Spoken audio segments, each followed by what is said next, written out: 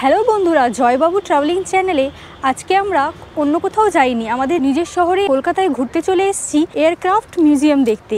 এই সামনে যে এয়ারক্রাফটগুলো দেখছেন এগুলো কিন্তু নেভির যুদ্ধ বিমান। এখানের এন্ট্রি ফি 30 টাকা।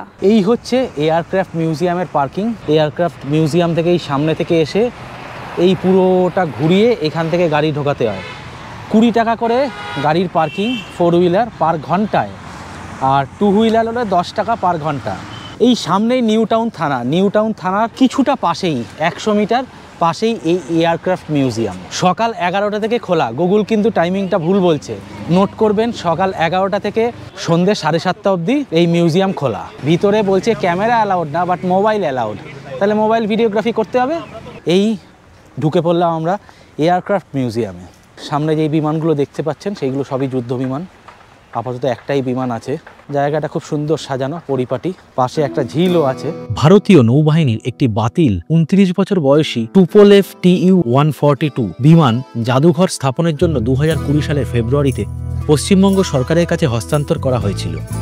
বিমানটি 16টি ট্রাকে টুকরো টুকরো করে তামিলনাড়ুর আরাক্কো নামের INS রাজালি থেকে আনা হয়েছিল। পরিবহন এবং ইনস্টলেশন খরচ রাজ্য সরকার দ্বারা বহন করা হয়েছে। 2020 সালের মার্চ মাসে KMDA দ্বারা বিমানের পুনরায় সংযোজন প্রক্রিয়া শুরু হয়েছিল।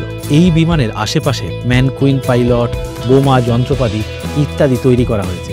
মিউজিয়ামের মাস্টার প্ল্যান এবং আলোকসজ্জা ডিজাইনের জন্য স্থপতি হলেন PACE consultant mister Debmalya Guha.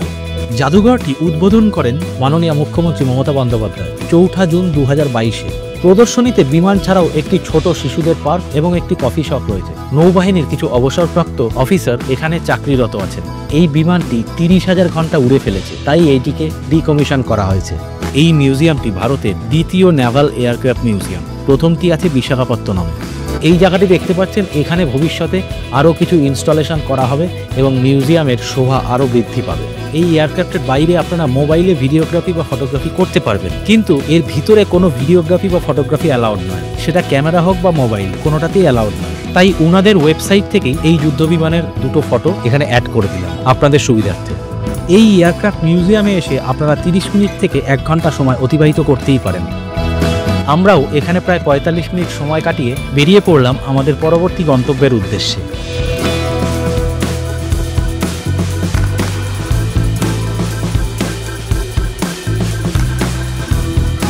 এখন আমরা চলে এসেছি চিড়িয়াখানা।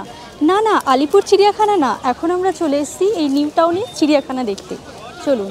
এই চিড়িয়াখানায় এন্ট্রি টিকিট 5 বছরের জন্য 20 টাকা এবং অ্যাডাল্টসদের জন্য 50 টাকা। আমাদের আলিপুর চিড়িয়াখানার মতোই এখানেও হিটকোর তরফে পার্কিং করা আছে। এই যে চিড়িয়াখানার গেট, সেই গেটের উল্টো দিকেই পার্কিং আছে গাড়ি এবং বাইক। গাড়ির জন্য 50 টাকা সারাদিনের এবং বাইকের জন্য 20 টাকা। এই হচ্ছে হরিণালয়। বর্তমানে শুধু হরিণ আছে, তবে কয়েকদিনের মধ্যেই এখানে বাঘ আসতে চলেছে। ইয়েস, আসাম থেকে 2টো বাঘ আসছে। এখানে আসলে আমরা চেষ্টা করব আপনাদের সেই দৃশ্যও দেখানোর। এখানে কিছু পাখিও আছে, তবে এই যে বাচ্চাদের জন্য পার্ক, দোলনা আছে। আমরা আমাদের সাথে এরকম 3টে বাচ্চাকে তো ক্যারি করছি, তারা একটু দোলনা টোলনা দুলবে।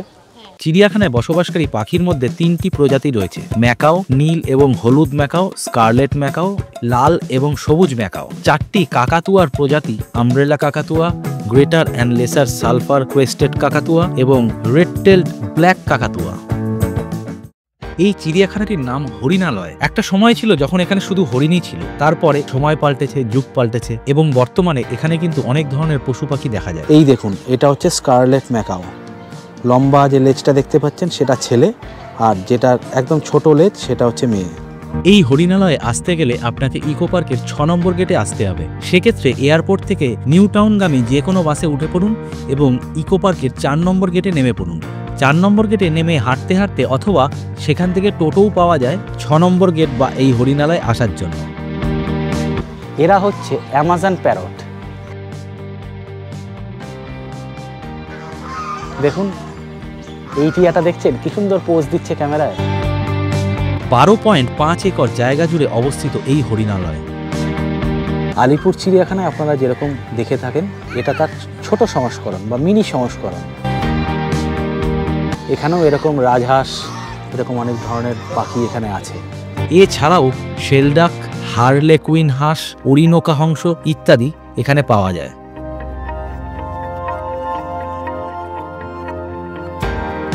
দেখেছেন এখানে আবার একটি জিব্রাও আছে, আর জিব্রাটা আবার গড়াগড়িও খাচ্ছে।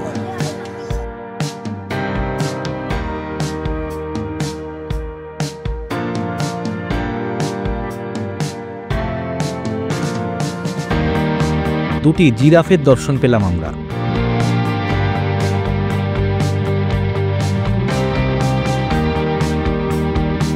তারপর গুটি গুটি পায়ে আরও একটু এগিয়ে গিয়ে দেখে নিলাম এই হিপোপটেমাসটিকে। হিপোটি জলের মধ্যে শুধুমাত্র চোখ দুটি বার করে ভেসে আছে।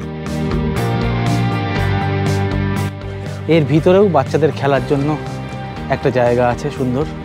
তারপরেই দেখতে পেলাম মিষ্টি জলের 3টি কুমির, তারা সুন্দর শীতের সকালে রোদ পোহাচ্ছে। এই চিড়িয়াখানা এখন আবাসস্থলে পরিণত হয়েছে নুবিয়ান জিরাফ সহ বিভিন্ন স্তন্যপায়ী প্রাণীর, যেমন গ্র্যান্ড জেব্রা, জলহস্তি, বহিরাগত বানর যেমন ক্যাপুচিন বানর, সাদা ঠোঁট ট্যামরিন মানে white lip tamarin, golden headed lion tamarin এবং কমন মার্মোসেট। এছাড়াও একটি নকটার্নাল মার্সুপিয়াল যেটি সুগার গ্লাইডার নামে পরিচিত, তারও আবাসস্থল এটি। তারপর দেখে নিলাম এখানকার আদি বাসিন্দাদের স্পটেড ডিয়ার। এর পাশের খাঁচাতেই ছিল বার্কিং ডিয়ার, সেটা অনেকটা দূরে ছিল, ক্যামেরায় ধরা গেল না। তার উল্টো দিকেই কুমিরগুলো সুন্দর রোদ পোহাচ্ছে।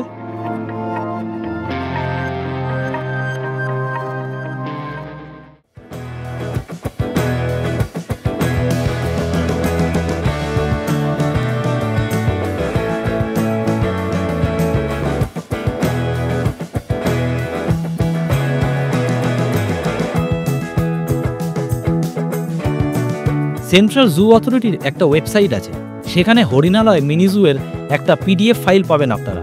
বেশ মজাদার জিনিস, কোন কোন জন্তুর ডায়েট চার্টে কি কি আছে যদি জিজ্ঞাসু মনের তৃষ্ণা মেটাতে চান তাহলে দেখতে পারেন এই সাইটটা। আমি সাইটের লিঙ্ক ডেসক্রিপশন বক্সে দিয়ে দিলাম। এটাই হচ্ছে হোয়াইট লিপ ট্যামরিন।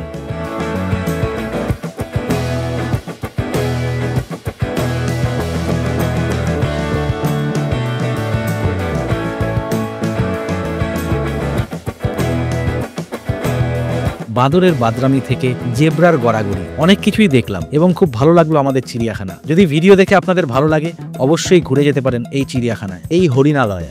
এই চিড়িয়াখানা প্রতিদিন সকাল 10টা থেকে সন্ধ্যে 6টা অবধি খোলা থাকে।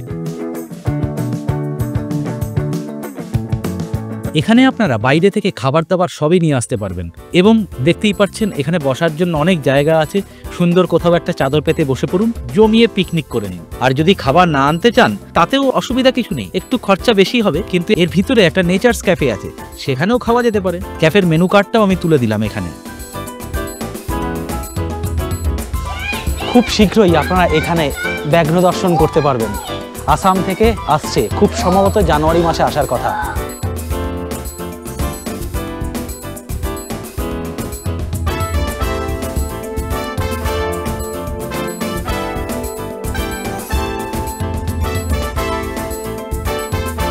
তাহলে বন্ধুরা আজকের ব্লগ আমরা এখানেই শেষ করলাম। এয়ারক্রাফট মিউজিয়াম এবং হরিণালয়ের ভিডিও কেমন লাগলো কমেন্টে জানাতে ভুলবেন না। যদি ভিডিওগুলো ভালো লাগে দেন like, share and subscribe to our channel. তাহলে আরো ভালো ভালো ভিডিও আপনাদের জন্য নিয়ে আসতে পারবো আমরা এই চ্যানেলে।